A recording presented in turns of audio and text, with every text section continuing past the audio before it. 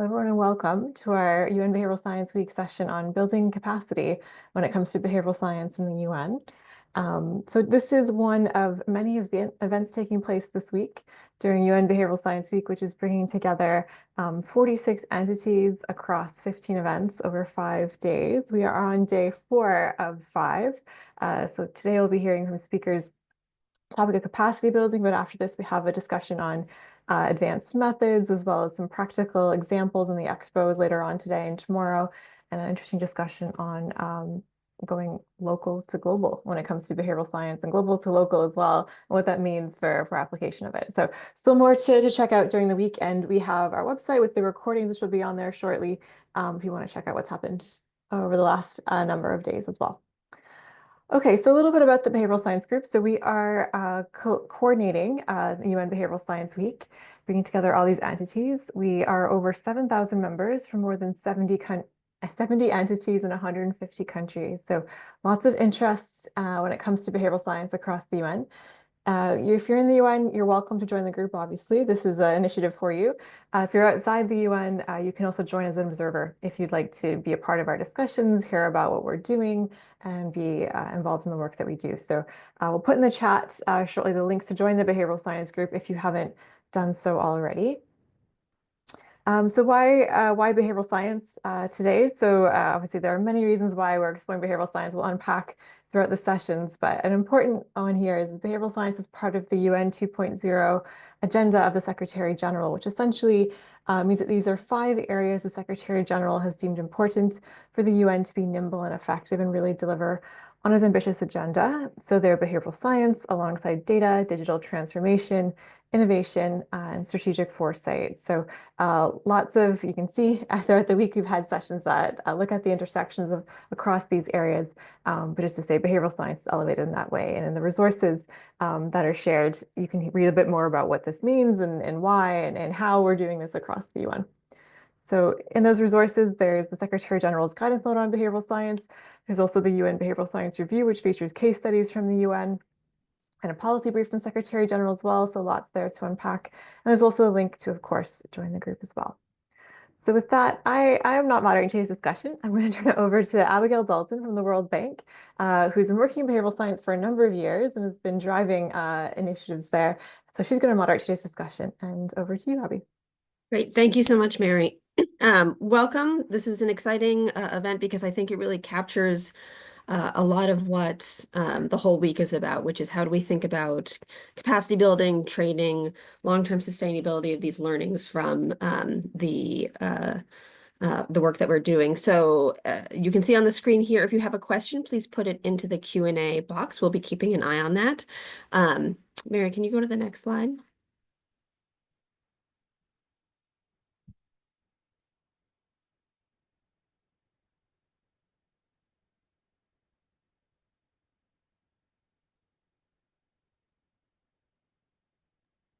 Abby, can you hear us? I can hear you, but the slide is still on the to ask a question slide. Sorry, there you go. Oh, no, you're fine. So we have a very nice lineup today with an unexpected change. So Majej was unfortunately taken ill, so he won't be able to join, but we are joined by Zaina Afif, who is a senior social scientist with my team at the World Bank, the Mind Behavior Development Group and the Development Impact Group of the Development Economics Group at the World Bank. That's a mouthful. And Leon Sataravala from the United Nations System Staff College. So we have 2 very nice perspectives. One will be more on the learning side, which Leon will be talking about, how we think about that. And then from Zaina, we'll hear more about the behavioral science specifics of how we think about that kind of training for folks at every level. We do have a fun little poll just to wake some of you up who, like me, are on the East Coast of the US, and it's a bit early. So Mary will cue that up. You can go ahead and take that question. So have you taken a course in behavioral science, just to get a sense of our audience here?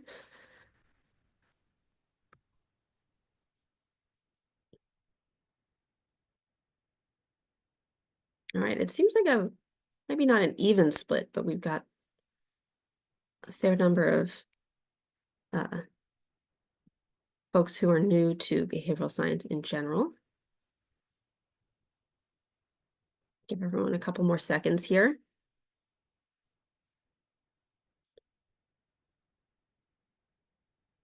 All right, Mary, you want to go ahead and end that poll, or I can do it? All right, let's see what the results look like.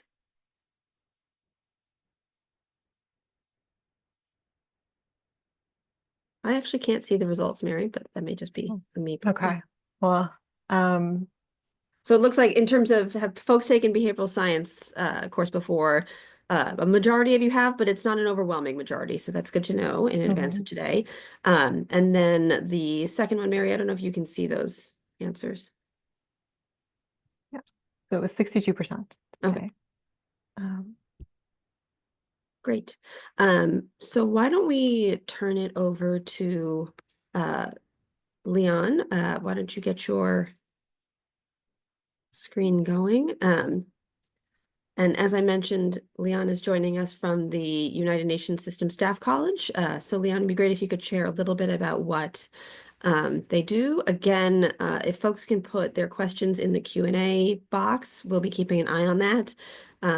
We'll give each of our speakers a few minutes to speak. We have a little more time than expected, so I'm encouraging folks to take their time and go slow and carefully. And then at the end, we'll do a little bit of a wrap up and give folks the opportunity to get some of their questions answered. So Leon, over to you.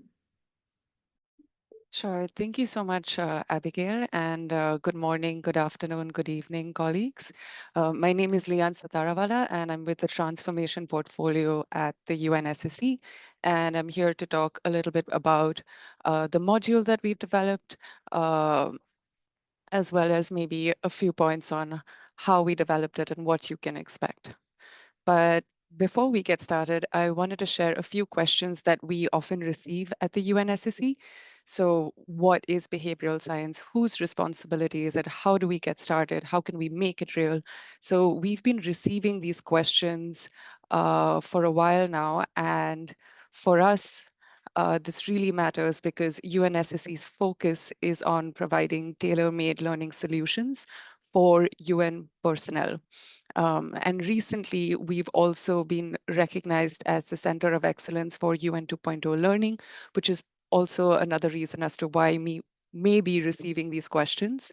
But the intention is that this module came about from these questions, and we wanted to make learning that was relevant and that spoke directly to the needs of UN personnel. So the behavioral science fundamentals module is 5 introductory e-learning lessons.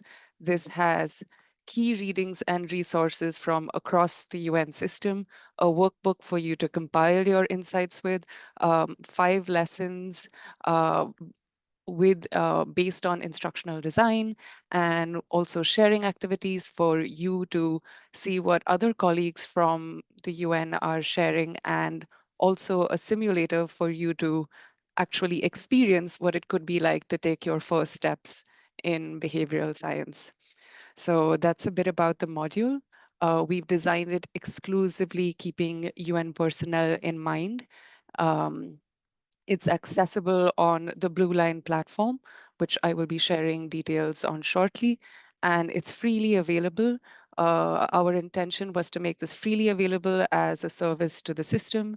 So just a little bit about the module that we developed and how we developed this was our focus was essentially to shift capacities and not add structures. We really didn't want to reinvent the wheel over here.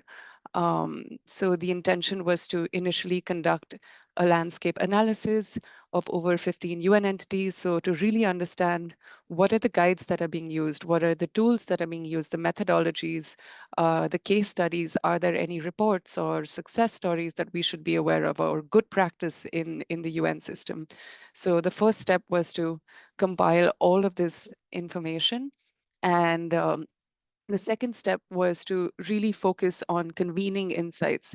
So to have these conversations with UN entities and to really identify what are the barriers they're facing, what are the drivers they're facing, and how can we work with leading behavioral science experts to really tailor this information to and boil it down to what we do, which is learning.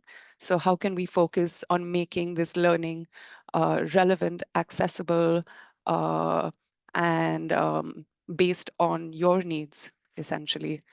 So this was a little bit how we went about developing the module. And then in terms of what you can expect, the idea is you would be able to define several concepts relating to behavioral science in a UN context. You would also look at theoretical frameworks and how that really applies to the UN reality. So what are the case studies out there that maybe we could be aware of? What are the different lenses that we can look at this behavioral science from? Can we look at it from a programmatic perspective, an administrative perspective? So to really consider how these frameworks apply to our context. And then finally, we also worked with the UN Behavioral Science Group, Mary especially, to identify how we could provide the step-by-step process in the UN Practitioner's Guide. So you would be aware of how you can take your first steps or what that looks like through the UN Practitioner's Guide to Getting Started with Behavioral Science. And you would apply it to different scenarios, different challenges to just get started. And so that's a little bit about the module, how it was developed, why it was developed, and essentially your first steps. And in the chat, I'm going to be sharing how you can get started, and hopefully you can take your first steps there. Thank you so much. Great. Thank you so much, Leon. That was very interesting. I think we may have a few non-UN folks who are interested in finding out what the options are there, which makes it a good moment to transition to Zaina from my team. So Zaina and a few others on our team have been thinking about how you impart behavioral science knowledge and build capacity in a variety of contexts and settings for a long time now. So she's going to speak to some of the options that we have, a few of which are open to the public. And then we will have a hopefully robust discussion from there. So Zaina, over to you. And there's your presentation. Great. All looks good. You're muted. Thanks, Abby. Hi, everyone. I'm very excited to be here with you today for the session where I'll be sharing with you how we are building behavioral science capacity across different programs and across different levels of government and the World Bank.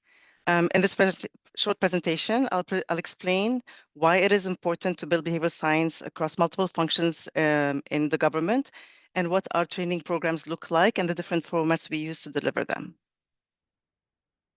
So first, let me walk you through why we believe it's critical to teach behavioral science to policymakers and practitioners. We believe that behavioral science shouldn't be a niche. It should not be, it's not just for academics or specialized units. Everyone involved in shaping or delivering public policy, from high-level decision makers to frontline implementers, can benefit from behavioral science. The second thing is our vision is simple. We believe in equipping people to do their job better, faster, and with more impact. When we understand how people think and behave, we can then design better policies that are more effective, inclusive, and sustainable. Third, we often see in familiarity, people have seemed to be familiar with concepts like nudges and biases, but not the deeper how to. So our goal is to move beyond just awareness of these concepts and help build real capacity, where we want government employees to be able to use behavioral science tools confidently and strategically throughout their day-to-day work. And also, it is not just about building individual skills, it's also about looking how do you scale for impact. And this is where a shared understanding of behavioral science across teams, and now with emerging tools like AI, can supercharge collaboration and innovation across governments and the different sectors. And finally, there's no single team or unit can really meet all of the behavioral challenges. The issues we're trying to solve can be too complex and broad, and this is why we need to embed behavioral expertise widely across different institutions, teams, and rules. And ultimately, the goal is to make behavioral science a core part of how governments think, design, and deliver services, not just an add-on. So how we do that, what we offer different type of training and programs. So we support learning and capacity building through the different ranges of tailored pathways. We start with a very basic introduction to behavioral science. This is a short, accessible session, tends to be aimed at people either interested to learn more, but also for busy stakeholders who are new to the topic. And it's really great to raise awareness and sparking interest in behavioral science. Another type of course we do, which is more targeted, is behavioral science for government staff. And this course is designed to help government employees build foundational knowledge and apply it to deliver better services, and as well as designing better policies. And a third type of training we provide is like the fundamentals of behavioral science. It's more like a 4 to 5 day boot camp. This is for those who want to go more deeper, and it's for technical staff or policy designers. And it dives into both theoretical, but as well practical application. So this is where you kind of start learning how do you think behaviorally, and what are some key tools you could use, like the journey map, as well as frameworks such as the COMBI. And another kind of more in-depth training we provide is through our projects with the World Bank. We work with government entities where we are helping set up behavioral science units or building their capacity. And we do that through an ongoing engagement where we start off with the bootcamp, but we provide hands-on support as well as coaching throughout the engagement. And that could take between a few months to a couple of years.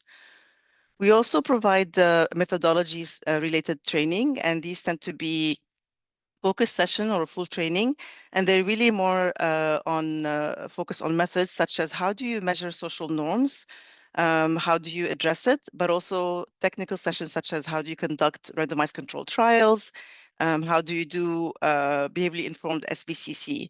And these trainings tend to be targeted for specific entities within the government, um, such as people working in communication, such as people working on digital tools, for courses such as how do you do sludge audits. And finally, we provide the very thematic deep dives. So when we are working with different World Bank teams, for example, within the health or within the education, we tailor a lot of the training to the sector we're working in. So it's focused a lot more into specific work areas. And then finally, how are we delivering this? So there are different formats we use. Most of the way we deliver the training is through World Bank projects. And this is where the project already has a behavioral components or element, and we come in and we provide we conducted different workshops with the project teams and the government, where we start by introducing behavioral science, but we involve them through each phase of the engagement we have. So if you are conducting behavioral diagnostics, we want them to, we conduct a workshop to teach them about what is the behavioral diagnostics, how we do it, but then we also include them when we are doing field work, collecting data, analyzing the findings, and we brainstorm with them the solutions. So this is very much like a learning by doing. And then we also provide standalone government partnerships programs where we are just working with specific governments on setting up or building a behavioral science. And these are done through a long-term engagement within the different governments. We also provide boot camps, and these are most of the time regional, such as the one we conduct with the IMF Center in Kuwait, where we provide a 3 to 4 day boot camp with the government officials from the Middle East and North Africa region. Another way we do it is whenever there are courses that are being conducted by thematic areas such as NCDs, female labor force participation, tax compliance, we join some of these sessions when we can and include a session on behavioral science. And finally, and more recently, we've been working through the World Bank Institute for Economic Development in the Development Economic Department, Vice Presidency, where we are building a series of self-paced and instruction-led online courses. We launched earlier this year one on Introduction to Behavioral Science, where we've had so far more than 1,800 participants receiving their certificate. And this is open to anybody who's interested in learning more about behavioral science. And what we are doing now, we're developing additional online courses, such as how do you do behavioral diagnostics, how do you use behavioral insights to improve your social behavior change communication campaign. And within a lot of these online courses, we are trying to leverage AI, not only to improve the teaching, but also to improve the learning experiences. And we hope to be able to leave a lot of the participants with some kind of a product or a tool where they can then use it to do their day-to-day work. So these are the different ways, and I look forward to talking more about it. Thank you. Great, thank you, Zaina. I think you really covered the range of who we're trying to get to and how we address different learning needs. I do want to ask both of you a couple of questions just before we move to the chat. But the main one is, how do we think about long-term sustainability of these teachings, depending on who we're reaching? So UN personnel staff, world bankers, external government clients. So Leon, maybe you can speak a bit to the sort of pedagogy of teaching and how we think about that. And then Zaina, if you could speak a bit to how we're trying to ensure real, true capacity building in the behavioral sciences, change how people think about this, and how we're starting to think about measuring that long-term impact as well. Okay, thank you so much. So I can look at it maybe specifically in terms of this module, and I can look at it in terms of our future initiatives. So the idea was to look at, this starting point, and we kind of took this design, ideate, test, and iterate approach in terms of ensuring that this is truly it's truly impactful. It speaks directly to the needs of people. So in my presentation earlier, I focused mostly on the design phase when it comes to ensuring that this is tailored to the needs of UN personnel. But one small thing that we did was that we actually tested this in an incremental approach to ensure that its impact is relevant and it remains relevant in the future. So we actually launched this module with the Executive Office of the Secretary General. We received feedback, then we iterated the module again based on this feedback.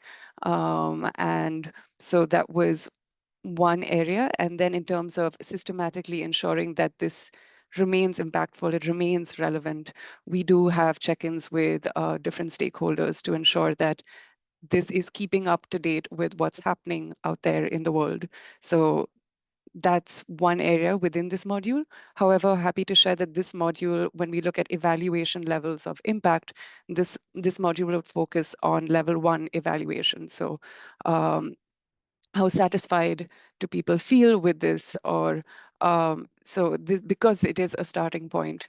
But we are looking at perhaps designing programs in maybe the second half of the year that are focused more on applied learning, which is where you come in with a behavioral science project, and then we work with you on a learning, using a learning perspective to take you through the cycle of behavioral science with your projects. So that would focus a bit more on a mix of level 1 and level 2 evaluation. But just to share for colleagues, there are 4 levels of evaluations. I'm not going to get into the different types, but the idea is that the first module that we discussed looked at more of how do we ensure that this module stays relevant for people in the long run. And then the second program that I'm discussing that we're looking at is looking at how can we look at actually applying some of this learning. So that's what we're currently looking at within the UNSSC. And I do know that there are colleagues also discussing the change clinics, which is actually a part of the UN Behavioral Science Week, which is where colleagues have come in with teams based on projects that they're working on, and they've been taken through behavioral design sprints. And then afterwards, you do see whether these projects have been applied. You have check-ins, you have post-training support that's been given. So those are also other methods that we're looking at in terms of ensuring that this remains relevant and it remains applicable. Great. Thank you so much. Zaina, do you want to share our perspective? Sure. So in all the training, we do pre and post surveys, of course, to see the how much of the knowledge has been acquired. But we are very much interested in measuring long-term actual learning experience. And for that, what we want to measure is, is the knowledge 6 months, a year later still there? Has it been used? And then how? And then also, was there any behavioral change because of the training? So obviously, we use different types of, we have different types of training. So that's going to be very much adapted based on the different delivery methods. For example, when we do these regional courses or the online courses, it's very hard to be able to go back and collect data. We try, but response rate doesn't always isn't always what we want it to be, but this is maybe where we could also use behavioral science to increase response rate. But within our project, we're able to measure, follow up within the project to see.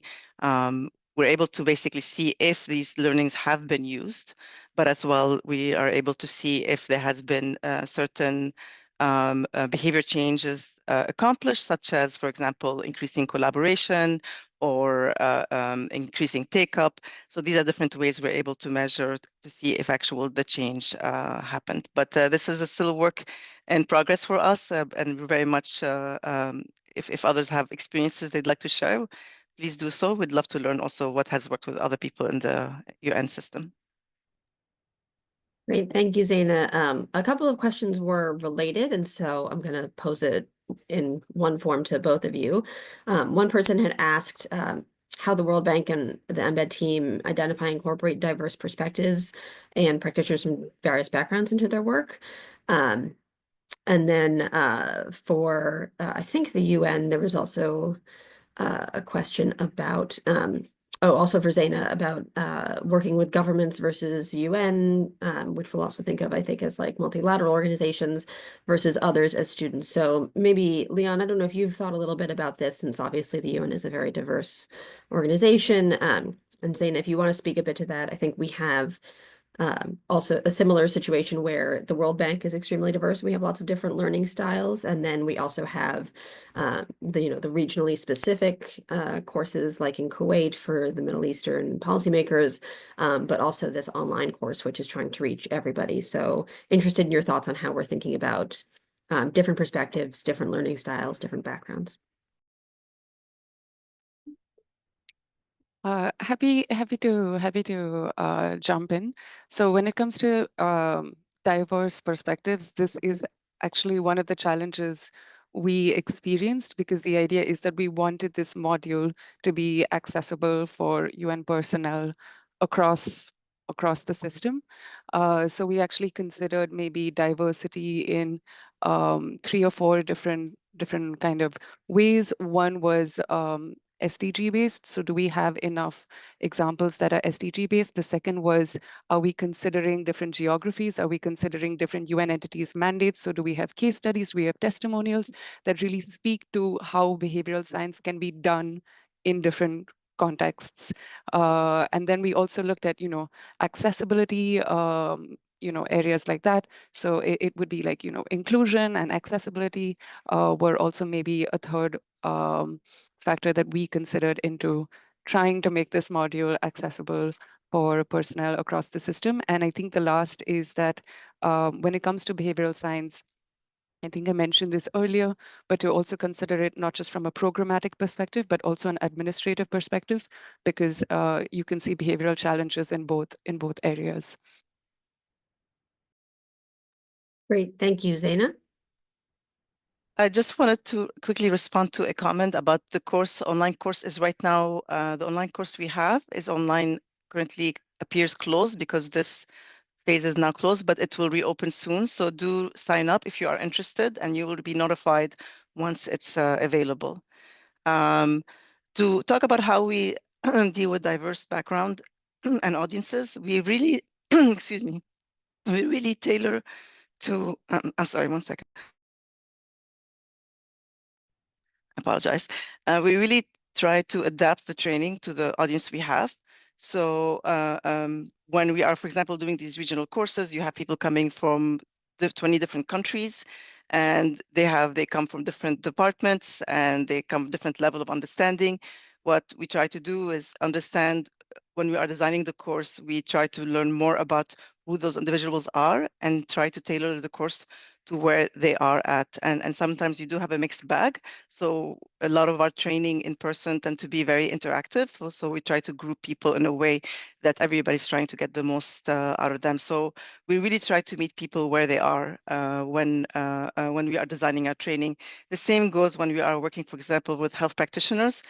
If you are working with the health practitioners, for example, you have people who are designing health policies versus people actually delivering health services. So we do modify the training based on what is the most important part of behavioral science, like a health designer needs to know, versus a health service person, a frontline worker needs to know from behavioral science. So these are the kind of things that we try whenever we can to adapt our training. And then the difference between delivering training to government versus entities such as the UN and students, again, it is based on where people are. So when we are working with students, we try to include a little bit more maybe theories, and just so people, the students learn a little bit more where this is coming from, versus if you are working with practitioners, whether government or in the UN and other sectors, it's more about the practical tools and the how, versus really diving into the theories and the background. So we really try to kind of customize what is the most important thing that people need to know to be able to move forward in their work or their learning journey. Great, thank you, Zaina. I'm looking at some of the questions and I'm not sure who they were for, but I think we can pose them to both of you. So one question was, can you explain some techniques you used in the Intro to Behavioral Science course to make it effective? So interested to hear from maybe Leon. I don't know if you want to get started. And then Zaina. So yeah, happy to delve further.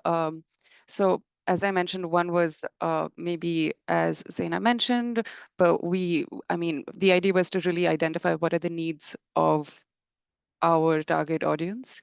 So it was through firstly compiling that landscape analysis to really identify what's out there. But the second is also having like surveys for multiple stakeholder groups, interviews with different stakeholder groups to really try and understand what are those barriers that they are experiencing, and then design something, design behavioral science based to that context. So those were kind of two methodologies. Of course, we also created a few like user journey maps, and I know that focus groups also are a possibility, but for us, we went through the landscape analysis, surveys, interviews, and of course, we also had several back and forth conversations with the UN Behavioral Science group to also identify the feasibility of the feasibility and capability of some of the material in this module. Great, thank you. Zaina? I'm sorry, Ivy, can you repeat the question? I was answering Yeah, some of just the webinar the chat. question was, what are some techniques used in especially the intro courses to make it effective? I have some ideas too, but why don't you go ahead? Sure. So one thing we do is we kind of always start with, instead of telling them what behavioral science is showing them what behavioral science is. So this is where we do a lot of the games and interaction, so people can recognize it, can see basically how a lot of the concepts affect them individually. So we always start off this way, because once you are showing a lot of the behavioral science examples, they are very much common sense. But once, if you don't know the answer, you basically realize that you're able to learn why they actually work. So that's one way, and then we try to customize the examples to things that are relevant for the people taking the course. So if we are working with people who are coming from the tax administration, we include a lot of tax examples. If we're working with people from the education, we give examples that are very relevant to what the concerns are for the people participating. And then for the online course, also what we've done, we have knowledge tests across each a session. So we help them basically, so the people taking the course can see how they're learning, and if there are any concepts that they haven't gotten, so they can go back and maybe retake that specific session. Thanks, Anna. I'll also mention for when we're working directly with bank teams or government counterparts, they're usually coming with, or we encourage them to come with a very specific problem. Usually it's one they're dealing with all the time, so it's top of mind, and then we can help walk them through that process very clearly. And I think you can see in real time how people start to reassess some of the challenges that they're encountering once they're using that lens of behavioral science and thinking through. So one of the questions, this is a great question. What advice would you give to other learning experts who are interested in developing behavioral science learning materials? So I can go for this as well. In terms of maybe advice, I feel like it obviously depends on the context. I think most behavioral scientists would say that, but usually we take this design, ideate, test, and iterate approach, and so it's more about that process is proven to be very helpful when it comes to designing something that's really based on the needs of your target audience. So perhaps that would be one kind of process that we use. And the others is that for us, it was very helpful to engage with the UN Behavioral Science Group as well as other stakeholders to ensure that we're getting this multifaceted lens when it comes to developing this module. So it wasn't just UN entities, but also behavioral scientists, instructional designers, and trying to compile all of that lens into one module. So multiple perspectives was also very helpful.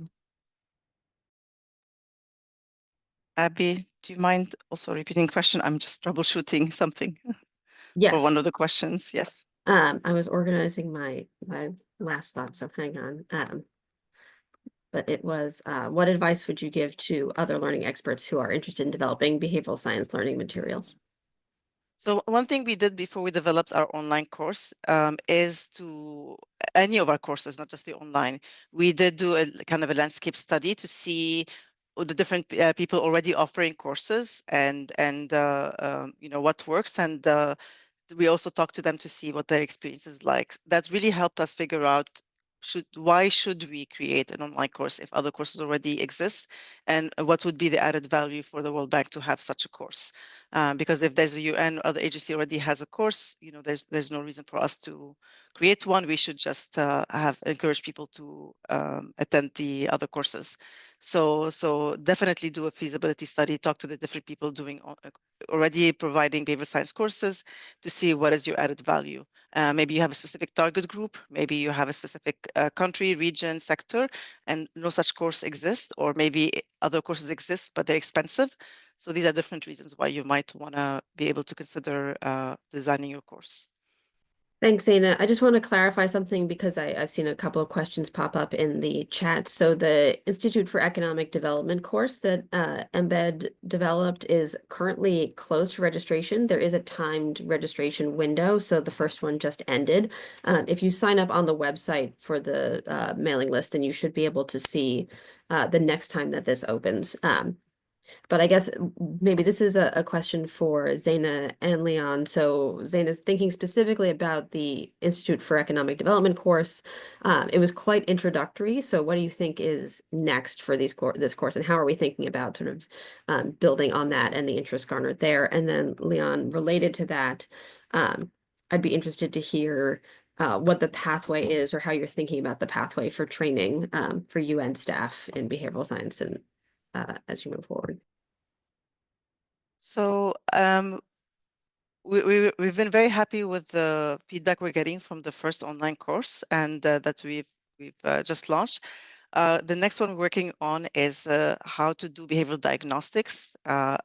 This is something that is one of the most important tools we have when we do behavioral work. Is the behavioral diagnostics is the first thing we start with, and we hope to launch this over the summer. And this will have not just step by step on how to do behavioral diagnostics, but we also hope to have like an AI coach assistant to help you think through your problem. So this will not only teach you how to think when you're applying a behavioral science to a specific problem, but also troubleshoot to an existing project you have. So hopefully, we hope that people will not only take the course to learn how to do the behavioral diagnostics, but also use it when they are conducting behavioral diagnostics themselves. And I just want to reemphasize that the online course, non-UN people can join the course, as well as I will share in a second the email address. If you are unable to register to the course, I'm going to share the email address you can contact to be able to help you troubleshoot for the online course. Great, Leon. Sure. So, as I mentioned, for us, it's about testing and iterating. So we have received our second round of feedback, and we have around a 95% recommendation rate. So we're very happy in terms of this being a starting point now.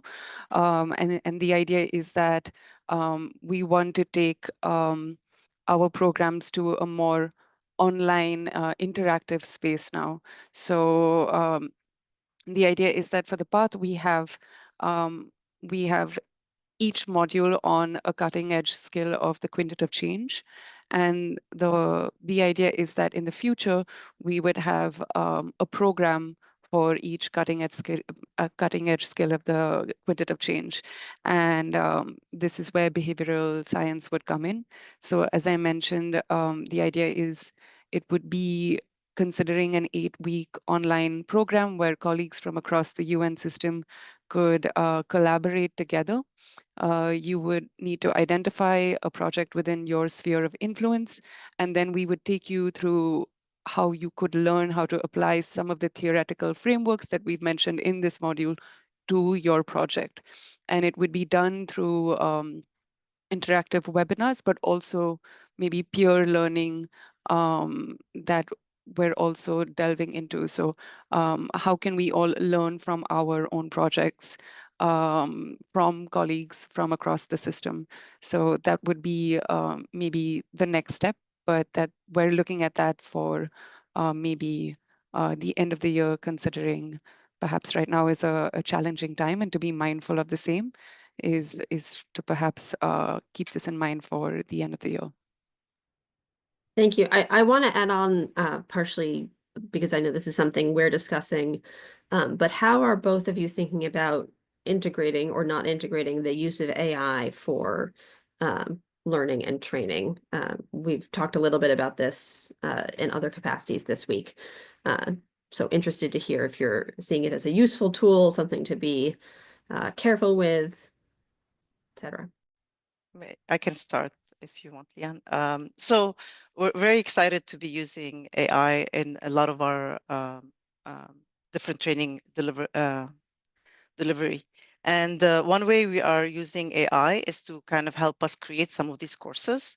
And one thing right now we're trying to see is how do we make our courses multilingual? So we're trying to see, instead of having to translate, but also how do you make sure the quality is good? So how do you get the videos available multilingual, as well as a lot of the different interactions. So this is something that AI is able to do. It's just that we haven't launched it yet because we want to make sure that the quality is good, and we hope to launch that soon. Another way we're doing it is to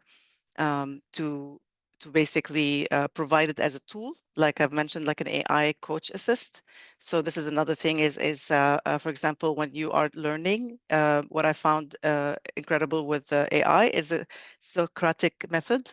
So it basically is very good at ask you questions to be able to see how much you've learned and help you basically understand better based on your learning experience. So this is another way. And we are also hoping to be able to provide like tools to help you work through the whole behavioral diagnostics or design phase.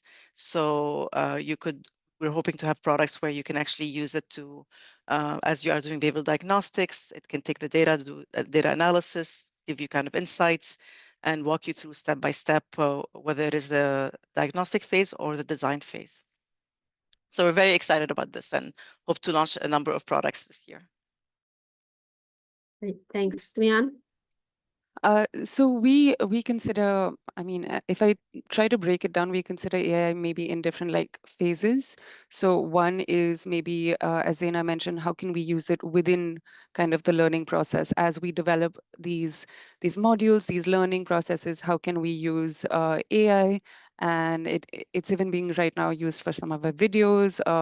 Those sort of, there are some tools out there that we've been using when it comes to developing modules or developing videos or translation, things like that. So we are testing those areas in the development space.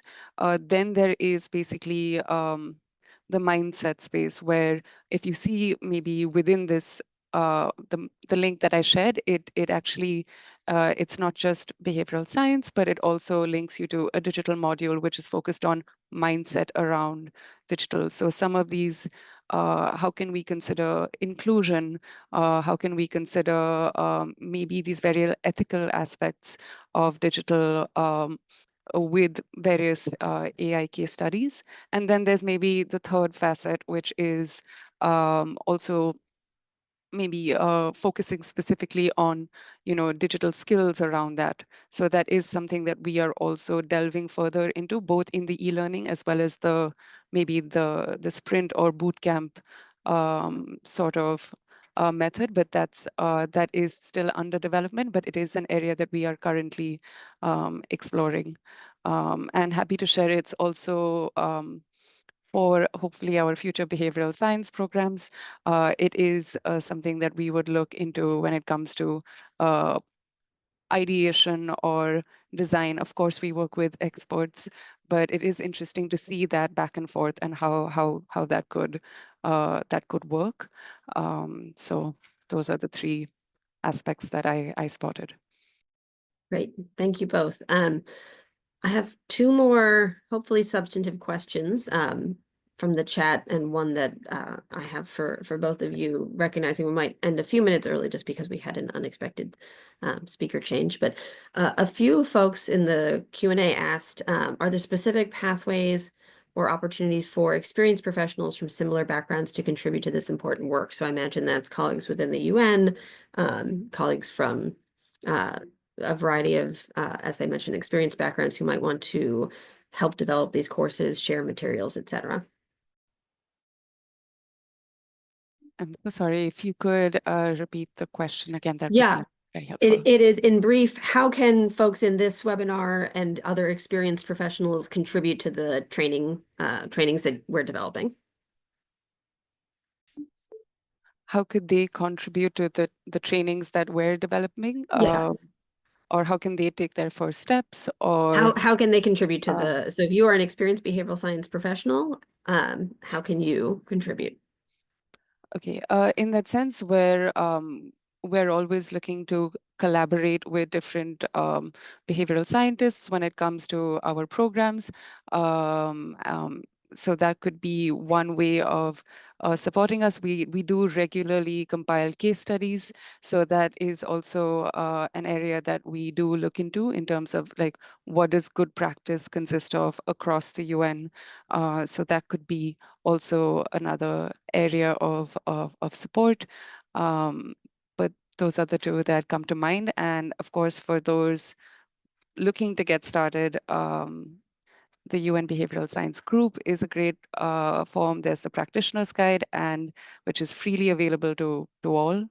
And of course, this module is also freely available to all. Yep. Thank you. Great. Zaina? So I think if you are an entity doing similar courses and you'd like to kind of meet with us, we'll be happy at the World Bank to learn more and see if we can potentially have an offering of a course together. I think if you are an individual who want to contribute, or you are a firm that wants to kind of contribute, team up with us, we recruit for, we are always hiring people, whether it is for the online courses or behavioral science. We share a lot of our positions and short-term, long-term through LinkedIn.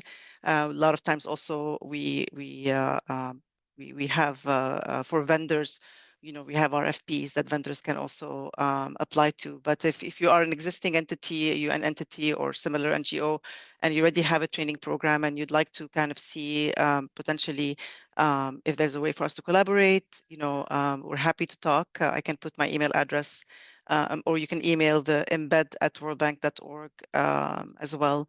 Because more than there's other people actually check this email list. Thank you.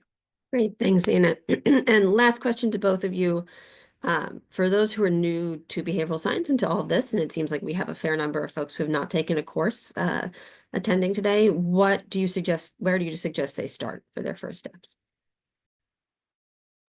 I mean, of course, depending on your need. So, of course, if you're a part of the UN system, as I said, the module is available to you. It gives you a step-by-step process of using the UN Practitioner's Guide to getting started with behavioral science. So it helps you identify your first steps.